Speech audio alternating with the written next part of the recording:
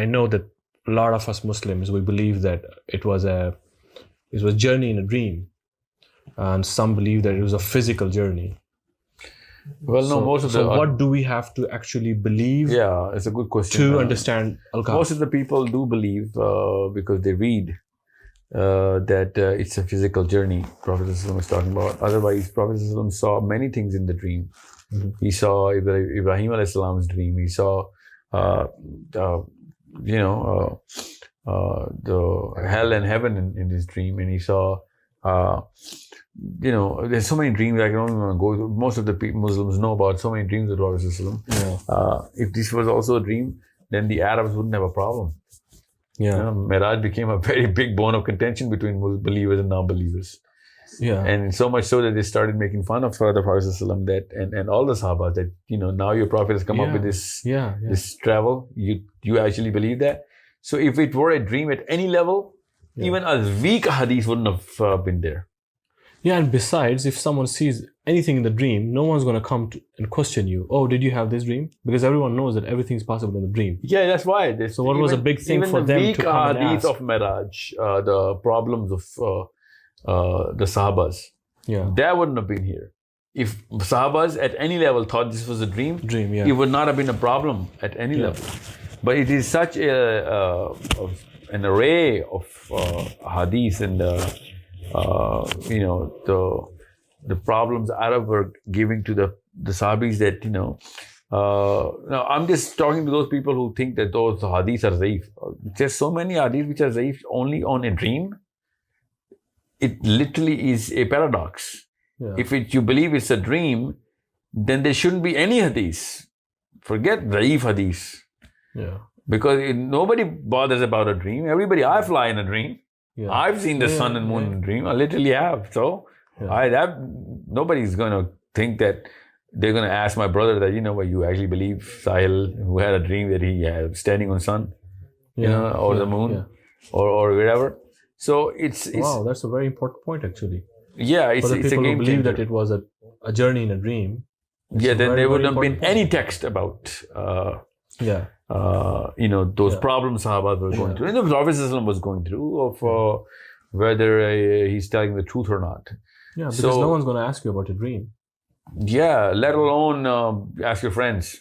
Yeah. Oh, why are you talking about this, man? You know? Did your friend really had a dream? Yeah. So it's a problem. And the Prophet ﷺ, because there's so many hadith about this, of when they asked, the Prophet ﷺ told about that caravan coming in, and when is that caravan going to reach Medina. The Prophet ﷺ talked about Baitul Muqaddas at that time, and he was shown the whole masjid and the whole structure in front of him, and so on. And Abu Bakr Siddiq getting the title of Abu Bakr Siddiq. Where else do you think people who think Miraj was a dream? Why are you calling him Abu Bakr Siddiq? Just call him Abu Bakr. Yeah, because that's how he got. We know him. We know him as Siddiq because of the Miraj physical testimony of the Prophet ﷺ journey. Otherwise, whoever believes the Prophet ﷺ saw it in a dream, this first Khalifa is called Abu Bakr only. Okay? Wow. Because Siddiq is the word given. Otherwise, what do you think? Why was he called Siddiq? That's a question. A burden of proof is on you then. And there's so many things about why Miraj is a physical journey. Wow. I mean, it's everywhere. I mean, so... that's a very strong, logical argument. Wow. Yeah. So, plus the word roya, which they think is the word of the dream, is a very recent entry in the Muslim psychology, that roya in Bani Israel is the dream. Mm-hmm. Even the roya in Arabic means to see. You know what I'm saying? When we say roya, roya te halal does not see the moon in the dream. They see it. Yeah. So it's the same word. I don't know why just roya has to be a dream only. Maybe they just don't know Arabic that much, or maybe they're too biased about whatever scholar came up with his own dream of putting this as a dream. Yeah. Or maybe they just can't make sense of this, a physical journey. So no, they try to find other ways. Somehow to I've seen a common pattern that people who think Prophet ﷺ had a dream in the Miraj, somehow they are very pro-science. Somehow it's just a weird anomaly. People who actually believe in science, They somehow just double back and all of a sudden refute, and it's like, what's wrong with you? You're the first person I expect this to be rationally placed. But since science does not really explain an actual man traveling like that, especially not without a jet. So science, maybe that's why they're too biased about science, and they think that Muslims, I don't know why I just keep on calling them human. Then Muslim psychology is why Muslims are not humans? Well, I'm just saying, Muslims are naturally humans. So these people think that we're superstitious, and we came up with this stuff. Then you'll have to prove a lot of things out of your own system as well. Yeah, that's actually kind of very weird that Miraj doesn't make sense to us, but time travel, all the theories, which are not even facts yet. And further proof of why Surah Bani Israel is such an important surah, because a new dispute has come up with. It's just most people don't dispute it, so don't worry about it. But people who are going to go through more, in time, they're going to follow a bigger population of those dream believers. I will call them dreamers for now. So the dreamer Muslims and the physical movers, time travelers. The time travelers, time travelers and the dreamers. These people are going to grow in population, and this is going to become a little bit of a bone of a contention later on. Let's just say, 2, 3, maybe 4 generations from now. So this is another start of a fitna coming in right now inside our own ranks. So thank God the Jad is not a Muslim, because I can name a few who started this dream theory. This is the first deception. But this is not going to be Muslim. So the real question is, why do we want this to be a dream? I mean, that's the real question. That what do we want to gain out of putting this as a dream? Because I know what I gain out of it when I put this as a time travel, because it sets the psychology of Surah Kahf very, very straight up right there. Okay. And it gives us strength, and that the Prophet ﷺ did go through Mi'raj as a physical journey. And I know a scholar who actually quoted to me directly hadith that Prophet ﷺ said, I was between the state of sleeping and being awake. And when I saw 2 people coming in, felt 2 people standing on my shoulders, because he was on the floor. And they were standing up, and then one was Jibreel and one was his companion. And then the journey starts with the dialogue, and who is the third person with us, the third person, the second person is, this is Muhammad, the Prophet. And then they introduce each other, and then they start walking towards Kaaba, and then the Isra started. And this is what the hadith they use as to build up their case that this was a dream, because he was in the state of not sleeping, not of being awake. You know what I'm saying? Yeah. So if it said sleeping, that you have a case. We'll talk about the health of the hadith then. Yeah. But it doesn't even say it's sleeping. Yeah. It denies sleeping. Yeah. So you'll have to really, really come up with something better, because rest of the whole Arabs didn't think that he was asleep. The Sahabas didn't think he was asleep. He had to give proofs of how physical it was. I guess he was even asked questions regarding. Well, you can describe everything. Well, in their defense, the dreamer's defense, you can still ask a prophet if he was dreaming, because he claimed to be a. But then there was like a caravan passing by at the same time. No, he but traveled. Let's just say I'm a guy who believes that this happened in the dream. Then I can still ask you this question, because you claim to be a prophet. Yeah. So tell us, because your dream is supposed to be true dreams. Weaker argument, Yeah. So, but still, since Arabs ridiculed the Prophet ﷺ, and Abu Bakr Siddiq, testified. Yeah. So this actually goes to show really clearly that Arabs were not told that this was a dream. Okay, so we're moving to Surah Kahf now. Yeah, so, let's just from Bani Surah Isra wal Miraj, we believe that it was a physical ascension. No, we're not moving to Surah Kahf. We're actually going to stay on Surah Bani Israel, because there's so many things, and I'm going to drag you started time travel. That's Surah it's not Isra wal Miraj. Because Sahil, I'm sorry to interrupt you here. There's a story about a caravan which Rasulullah saw during his journey to Jerusalem from Makkah. Because even if it's a dream, there cannot be such a huge coincidence that he speaks to someone in the caravan in a dream, then he comes back. Can you please explain that whole story? Yeah, that's a very, very good point, because it actually has two deep meanings, this story. One is that the psychology of Isra is a totally different psychology that we have as Muslims. We think it was a road journey, even though it was not a road journey, because this story tells that that man. Well, let me tell you what the story is. Can you please tell the whole story? Yeah. The Arabs asked the Prophet ﷺ that if you are so true, give us some proofs.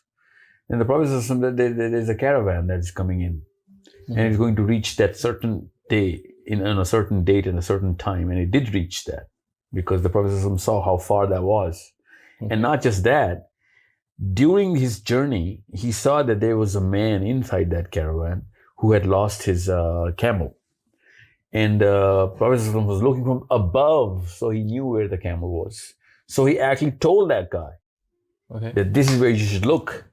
Okay. Like he called him out? Yeah, he called him out, yeah. And then we know he called him up from the sky, because that man said that, yes, I heard Muhammad's voice from above. So Isra was also in the air. Okay. This is the other meaning. Isra was not a land-to-land journey. Yeah. Okay. So the other thing about this Isra was the Prophet said that I saw my brother Musa's grave, and he was praying in his grave, and I know where that grave is during that journey of Isra. Yeah. This did not happen on Miraj. Miraj is a vertical ascent up to the heavens. Yeah. So all of these things happened further. But you can see someone praying in the grave in the dream. Because right now we're discussing if it's I'm just saying that. But the caravan thing and the guy, he actually did come. No. Why I said about this Musa's account is so that I can tell you that this was not a road journey. Okay. It was a journey in the air. Okay. And this further proves time travel, because this journey is about 1,200 kilometers aerial distance. Okay. So, this cannot be done in a matter of a second. Yeah. Or however long it took. So, when the Arabs asked for the proofs, that caravan came at the right point and the right time and the right day.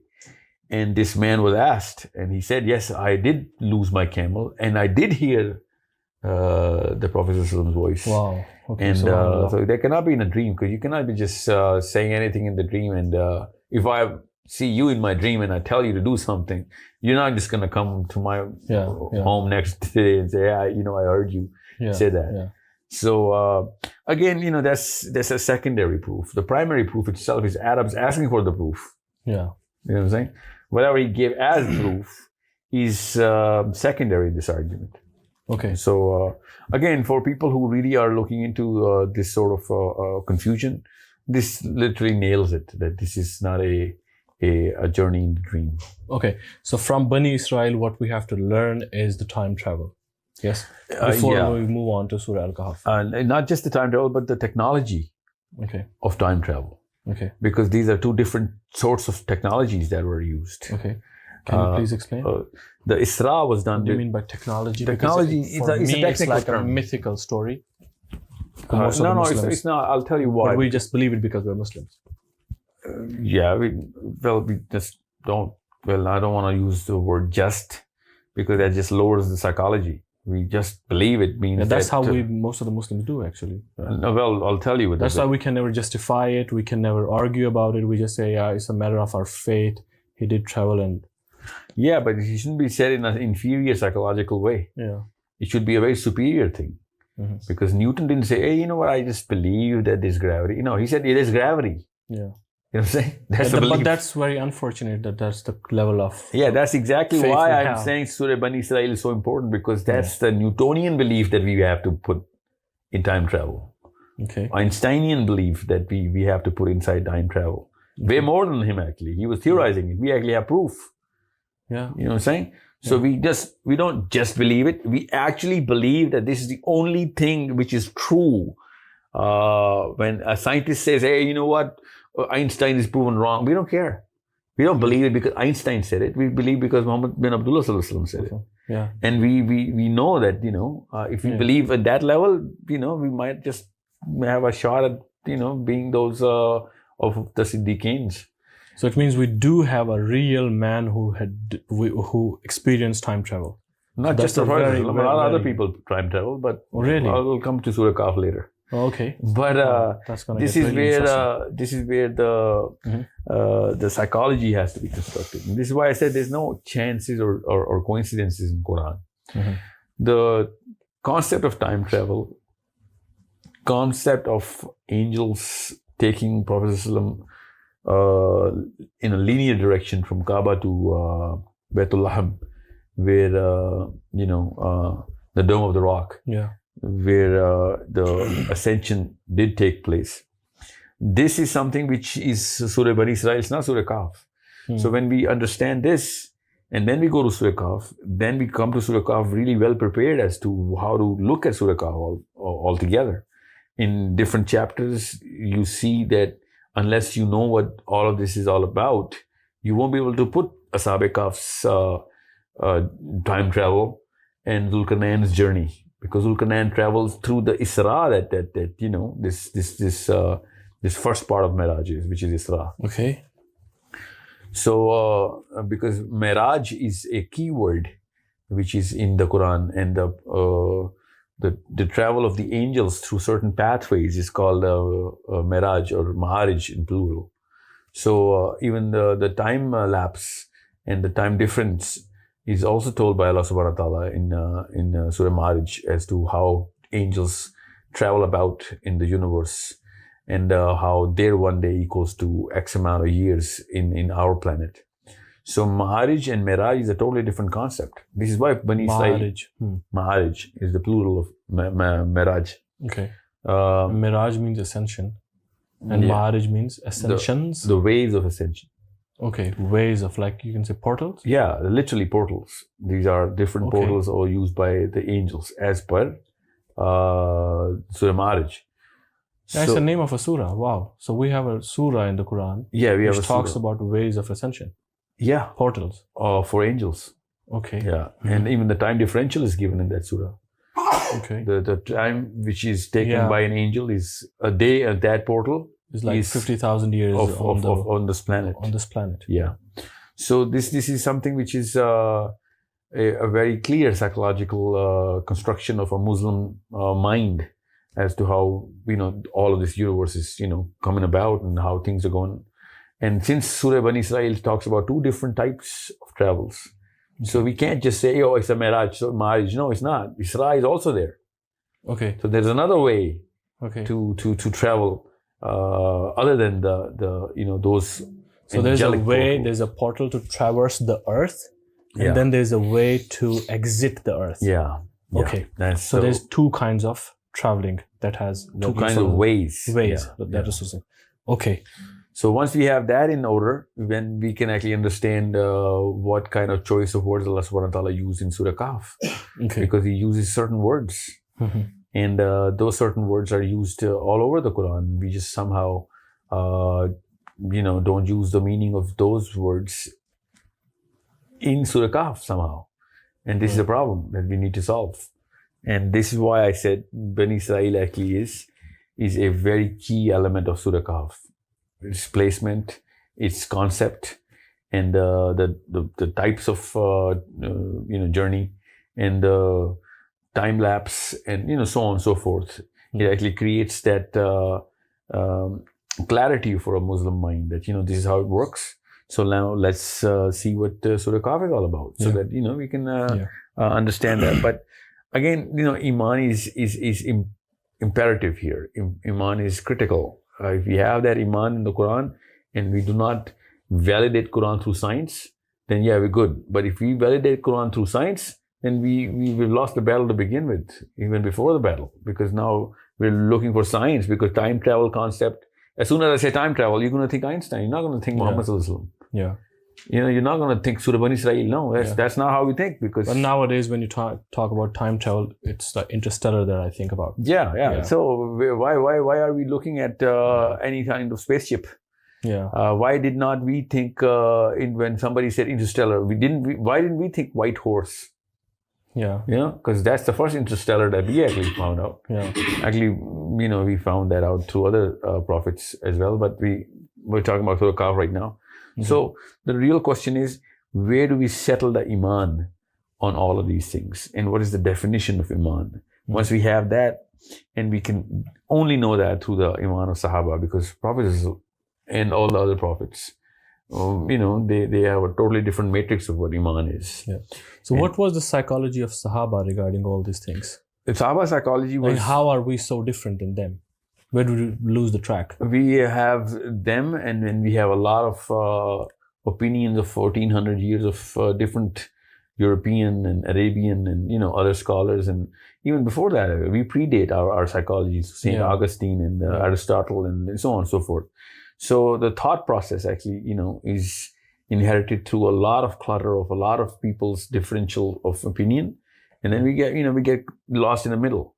Even though it should have been a very linear track from the Sahabi to the current Muslim. Yeah. And we were not told those stories, and whoever tells those stories, we have a lot of other people who are calling that superstition, even the Muslim ranks. Yeah. Or your people flew, or your Sahabis were doing this and that, and all of a sudden Hazrat Umar had a karama, and Hazrat Abu Bakr had a karama, Hazrat Ali had a karama. Oh my God, where is that proof? All of these are weak hadiths. That's not the point. Even if they are weak hadiths, it doesn't really matter.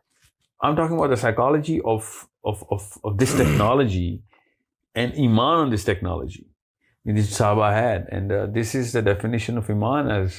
As much as a Darwinian student believes in evolution, we should have a 10 million time more belief in the way time travel is done and shown. A regular human being in the planet actually has started to believe iman in Darwinian evolution. Even some scholars of Islam say that at some level evolution is there in terms of animals and not human beings. I don't know why they're confusing anybody. A horse was a horse when he was born a horse. A monkey was a monkey. There's no evolution like that. And even if there is some sort of evolution, it is on such a subcellular level that is insignificant, because it's a metaphysical concept. I'm not going to go in that detail, but I think that's not the topic, evolution here. But iman in time travel should be at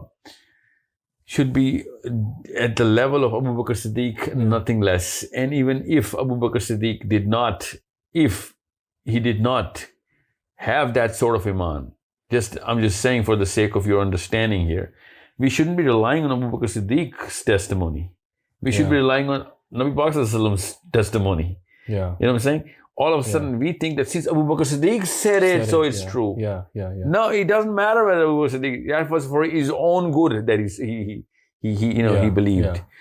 We should believe as Sahil Adeem directly believing the Prophet's testimony. You know what I'm saying? I don't need a witness. That's against the spirit of Islam. We are not a Muslim if you believe in Miraj because Abu Bakr Siddiq said so.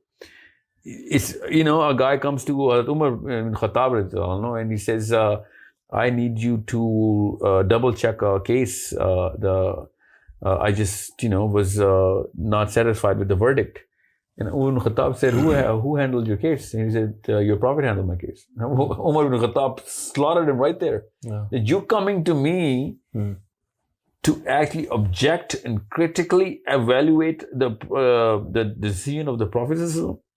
Yeah, I heard from someone that it's a daif hadith. I don't care if it's a daif hadith, but I'm saying it's psychology. I'm using daif or Ahsan hadith in a same psychological flavor.